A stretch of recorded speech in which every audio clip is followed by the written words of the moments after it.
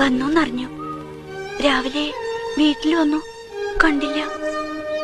ദൂരെ എന്തെങ്കിലും ഒരു നോക്ക് കണ്ടിട്ടേ പോവെന്ന് വെച്ച് ഞാൻ വന്ന കാര്യം സുനന്ദേച്ചി പറഞ്ഞില്ലേ? ഞാൻ ചിന്നുനെ ആ പേര് മറന്നില്ലല്ലോ, എന്നെ മറന്നില്ലല്ലോ. ചിന്നു, ആ വിളി കേൾക്കാൻ എത്ര നാളെ ഞാൻ ചെവിയോർത്തിരിക്കണം എന്നറിയോ? ചിന്നു എന്റെ മോളുടെ പേരാ. 2 കുട്ടികളെ എനിക്ക്.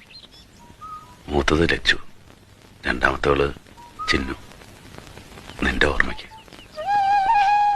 കളിപ്പേരോർത്തു എന്നെ മറന്നു